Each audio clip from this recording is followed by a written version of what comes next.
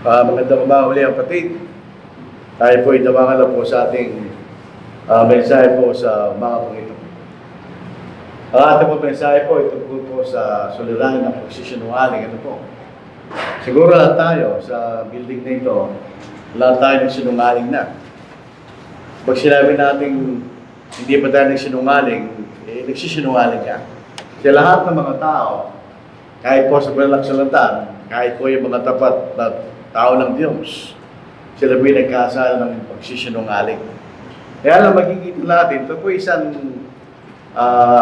sermon na ginawa ko sa isang article po ni kapatid na D. Bowman.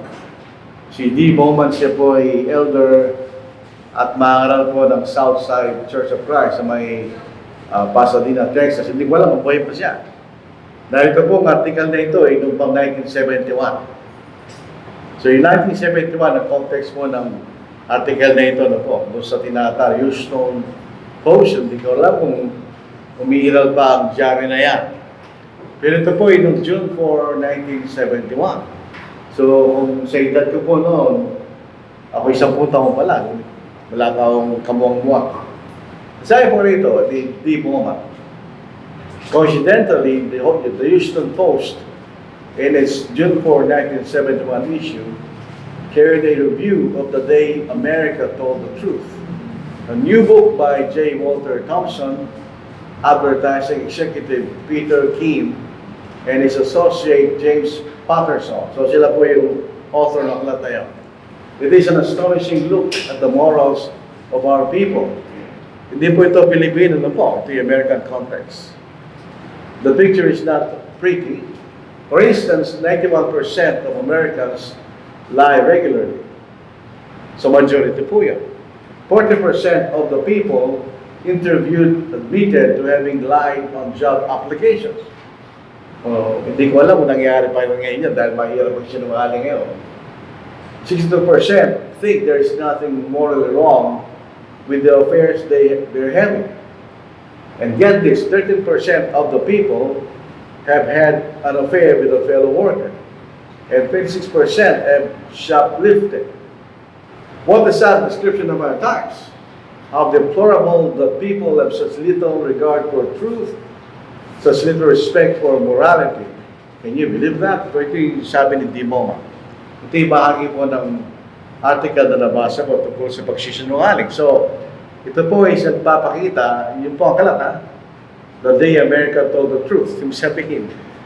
Pinakita ang kasinungalingan ng tuturong mga Amerikano nung panahon na yan. So, ano po yung kasinungalingan? What is a lie? Ang kabaligtaran po ng lie ay katotohanan. Ang pagkakaiba ng kasinungalingan, mas mahirap gawin yun kaysa magsalita ng katotohanan. Kasi usually, pag ikay nagsisinungaling, later on, kailangan ka magsinungaling para takpang may kasinungalingan mo. Pag sinabi ka katotohanan, tapos na yung pag-uusap. Ito po ay isang false statement. So, hindi totoong sinasabi. Deliberately presented as being true. So, pag nagsisinungaling ka, hindi mo sinasabi yung kasinungalingan nyo. Pinakikita mo na yung katotohanan kanya. Either ito'y para kay mandaya, o magbigay ka na isang wrong impression. Ganyan. And we all have trouble with that at various times. Some chronically, lahat tayo nagsinungaling na. Kaya lang may mga iba na palaging nagsisinungaling. So yun ang ibig sabihin po ng salitang kasinungalingan. Opposite ng katotohanan. Pag hindi ka nagsasabi ng katotohanan, definitely ikaw ay nagsisinungaling. So bakit nagsisinungaling tayo? Bakit nagsisinungaling ang mga tao? Yun ay merong kadahilanan. Siyempre, hindi mo na basta gagawin niya. Kuminsan, sila nagsisinungaling para magpandaya. They lie to deceive. Alam niyo, pagka tinitignan ko itong dahilan na ito, paano yung mga Kristiyano na nagbebenta ng mga produkto na nag-claim na itong ginagawa ng produkto, pwede naman ginagawa. Hindi kaya sila nagsisinungaling pagka ginagawa nila yun. Di ba? Isa sa mga dahilan ng pagsisinungaling para kayo makapantay in order to deceive.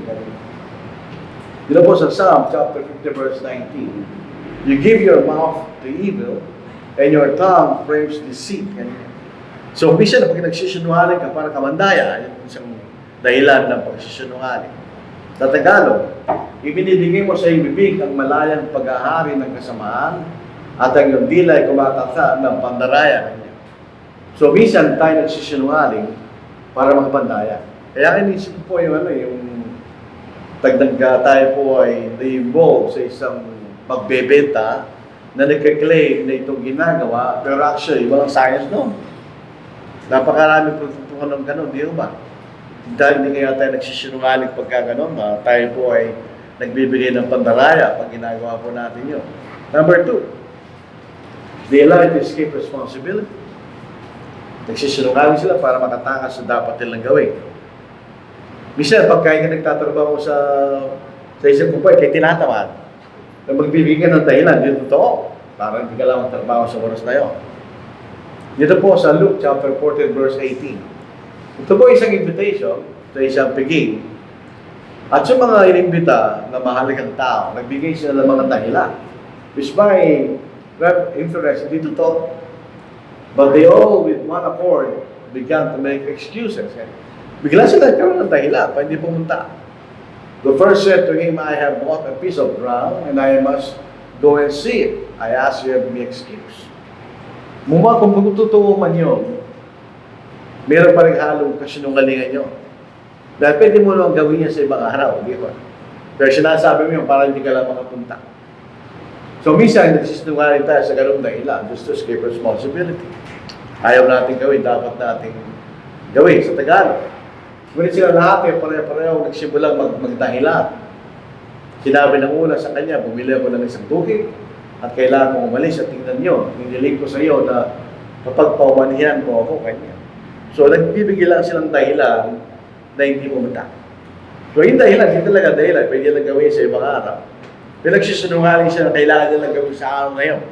Para lang sila ay hindi pumunta doon sa dapat nilang puntahan. Pangatlo, ito po ay pinakakaraniwan. Pero nagsisinungaling dahil natatakot tayo. Dito po ang mga, kahit na yung mga tapat na mga tao ng Diyos ay nagsinungaling. Tingnan ninyo. Si Abraham, ang asawa niya ay si Sarai, later naging Sarah. Kung titignan natin yung pangalawang pagkakataon, siya nagsinungaling kay Abimelech. Ang sabi niya, siya ay aking kapatid. Pero totoo, siya ay kalahating kapatid niya. So nagsabi siya ng kalahating katotohanan. Pero hindi sinabi na asawa niya. Bakit? Dahil sa takot. Basahin natin. Genesis chapter 12 verse 11. And it came to pass when he was close to enter Egypt, that he said to Sarai, his wife, Indeed, I know that you are a woman of beautiful countenance. Minsan may problema rin pag-asawa maganda. Pagka pangit, walang papasin doon, di ba? Kaya pag maganda, marami nakagusto.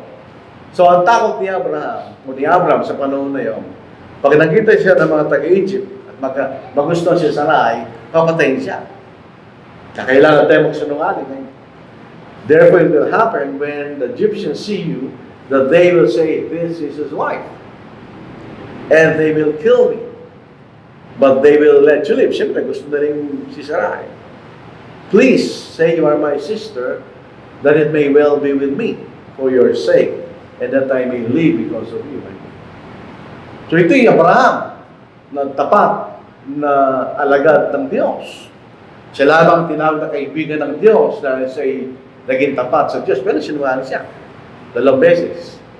Nung pumunta later on, pumunta sila sa Gerar, at nakita nila si Abimelech na nagustuhan si Sarah na siya noon. At si Abraham na siya. At siya, kapatid ko siya kanya. Pero siya kinausap ng Diyos. Yung tao na yon, sabihin niya, nagkasala ka kanya. Kukunin mo ang asawa ng may asawa. So minsan itong dahilan, bakit tayo napipilitang magsinungaling dahil tayo natatakot. O kaya, gusto nating itago ang isang pagkakasala. Dito sa Proverbs chapter 28 verse 13, whoever conceals his transgressions will not prosper, but he who confesses and forsakes them will obtain mercy. So minsan nagsisinungaling tayo dahil gusto nating itago ang isang kasalanan dahil nahihiya tayo. For one, nahihiya ka. Pangalawa, ayaw mong aminin, nagkasala ka. So, tinatago mo yung kasalanan mo, ikay nagkakasala. Pero dito po sa sabi ni Solomon, pag itinatago mo yung pagkakasala, hindi ka magtatagumpay kanya. Eventually, sa isang paraan, lalabas din yan. Hindi natin maitatago. But ang sino bang nagpapahiya at pinababayaan niya huwag gawin ulit kanya ay magkakaroon ng kaawaan sa Diyos. So ito na po isang natural na reaksyon ng tao. Nahihiya sa ginawa niya, siya nagsisinungaling para maitago ang kanyang pagkakasala. O kaya para makinabang. Marami tayong nakikita gano'n sa practical na panahon natin ngayon. Nagsisinungaling sila para makinabang. Doon po sa Biblia, dito sa Ananias, sa Acts chapter 5, 1-10, sila po ay noong panahon na yun, dahil nagkaroon ng pangangailangan ng kapatid, na hindi taga Jerusalem, taga ibang bayan, at kailangan nilang manatili na mahaba-habang panahon para makapag-aral sila sa mga kamay na mga apostle. Si Ananias, mabasaya po rin yung kasaysayan, meron silang pag-aari. So, pinagbili nila yung pag-aari. Pero ang problema, hindi nila sinabi na yung binigay nila sa mga apostle ay bahagi lamang ng pinagbilhan. So, nagsinungaling sila para makinabang doon sa bahagi ng kailang pinagbilhan. Actually, kung yun ang gusto nilang ibigay, yung bahagi ng kailang pinagbilhan, walang problema yan. Kaya sabi ni Pedro, bakit sinungaling ka kanya? Sa tinan po niyo ang sinabi ni Pedro. So what Peter said, Ananias, why has Satan filled your heart to lie to the Holy Spirit and keep back part of the piece of the land for yourself?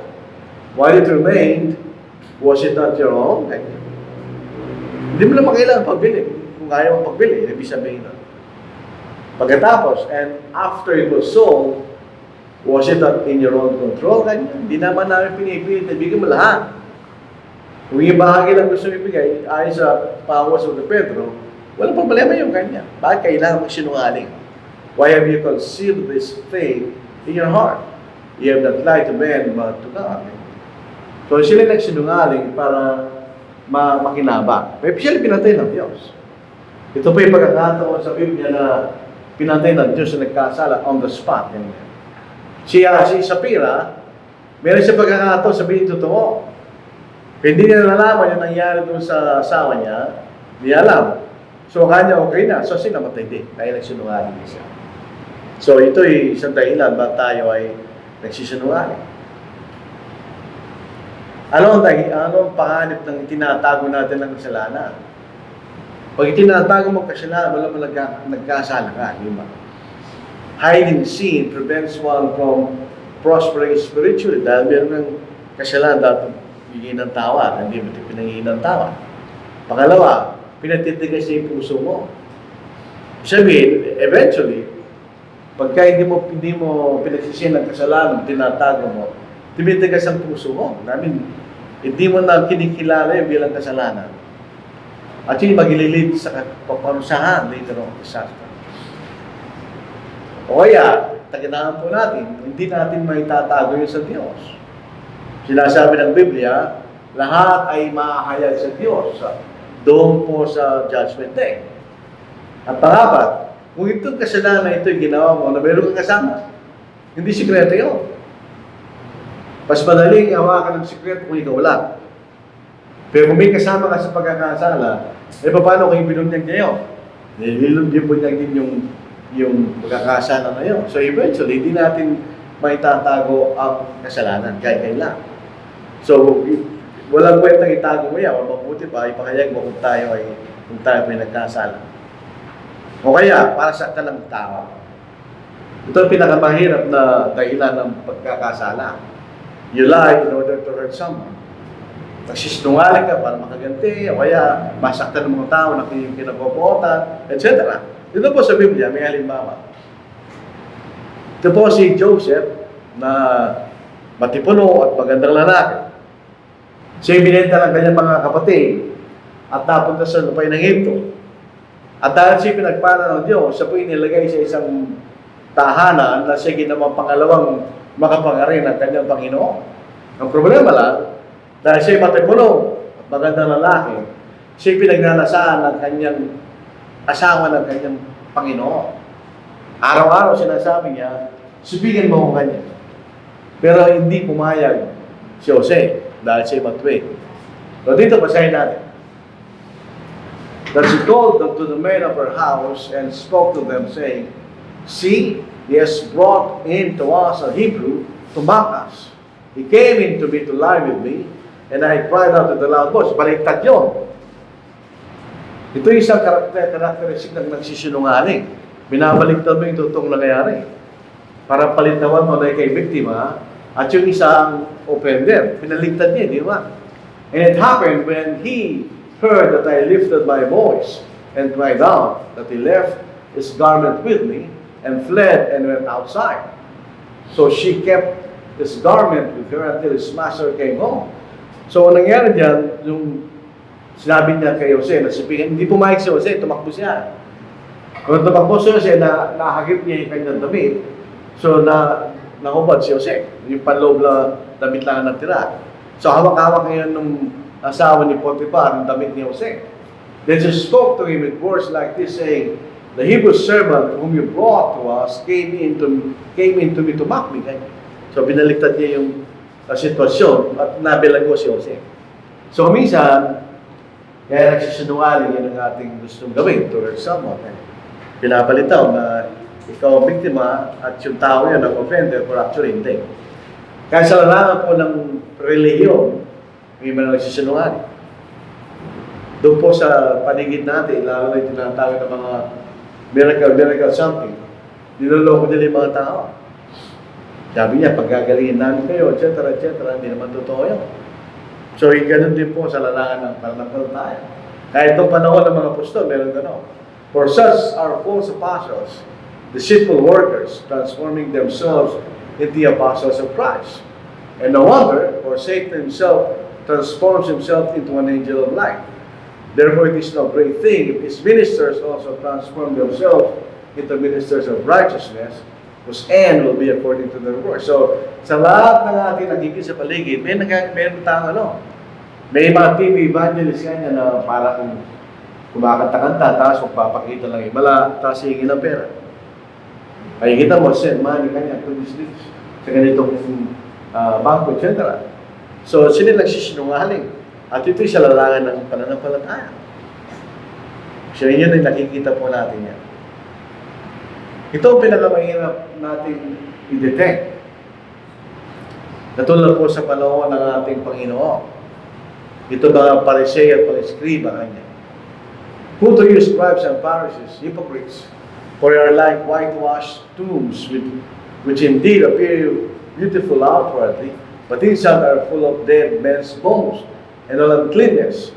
Even so, you also outwardly appear righteous to men, but inside of you full of hypocrisy and lawlessness. So ito yung mga tao ito, sila isinungaling. Nung sila po pumunta at pagpapautos ng Juan Bautista, sabi niya, kayo lahat na malupong, ganyan. Magpakita muna kayo ng bunga ng iyong pagsisisi, ganyan. So, pupunta tayo sa kasalukuyang panahon. Pupunta tayo sa halimbawa sa Senado, sa Kongreso. Makikita mo, disenting mga tao yun. Pero alam natin, hindi sila isasabi na totoo. Dahil nakikita natin mga pinagsasabi nila at nakikita natin mga bagay na nangyayari, di ba?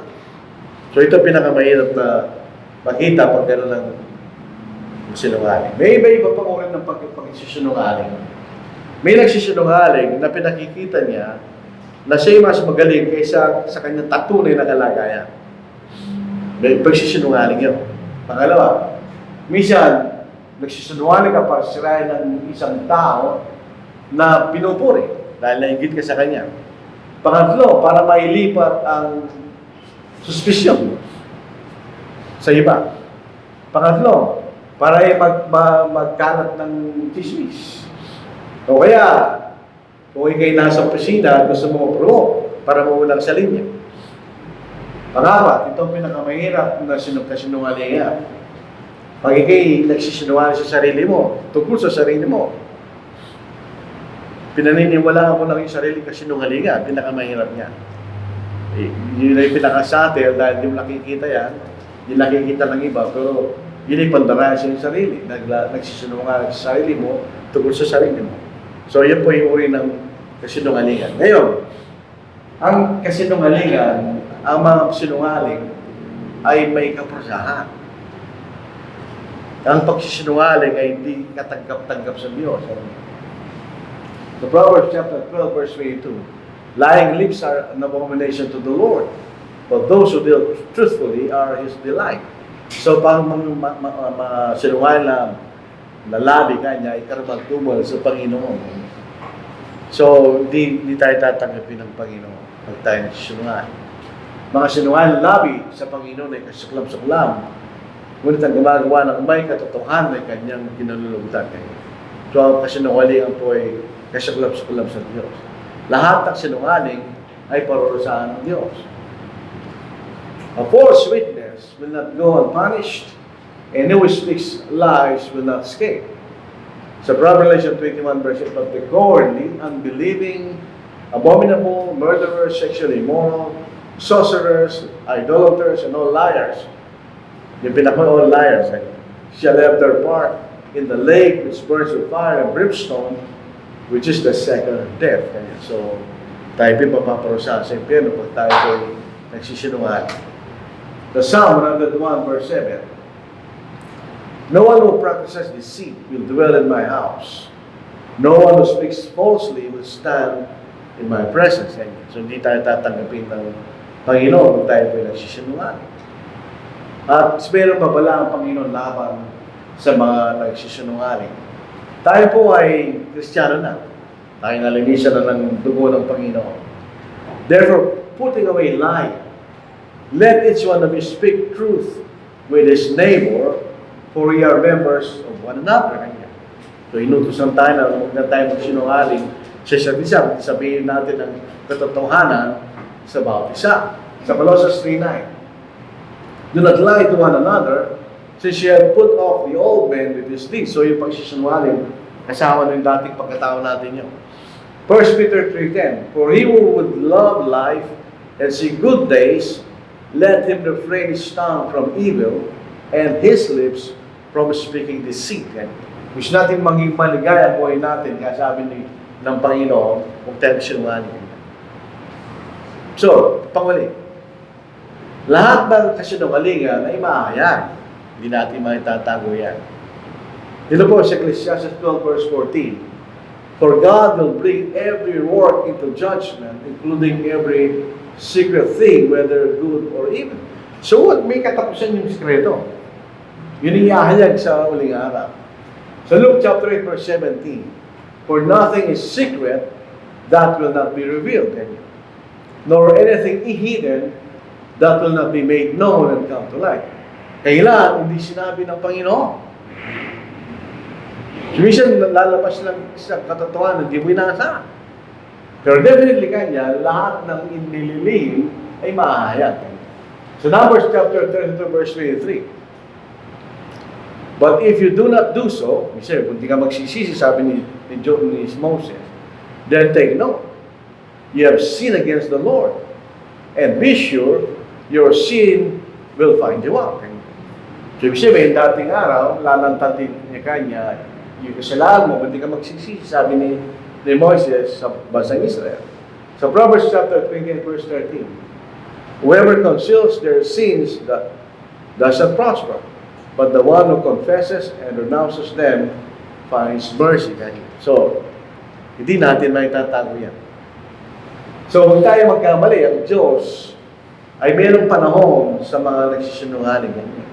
May panahon. At yung mga kinakalat niya yung pagsisinungaling. At tandaan po natin, walang sino man na immune. Pwede tayo magsinungaling. So, mag-ingat po tayo. Pangalawa, ang problema ng pagsisinungaling ay malaki. Araw-araw may nagsisinungaling. Mas higit pa sa alam nating katotohanan. Kaya tingnan, examine po natin sarili at mag-ingat po tayo sa pagsisinungaling. Pag nagsinungaling po tayo, kailangan tayo magsisi. Tayo pa nga hindi, tayo po matatali. So, kailangan nating iligay sa ating kaisipan ang kahalagahan ng katotohanan. Pinakasimple po, ang katotohanan. Pag nagsabi kayo ng katotohanan, wala kang itinatago. At wala kang dapat isipin sa pag-inaharap. Dahil sinabi mo lang yung katotohanan. Pag tayo nagsinungaling, tingnan niyo si David, yung kasalanan kay Bathsheba, gusto niya magsinungaling.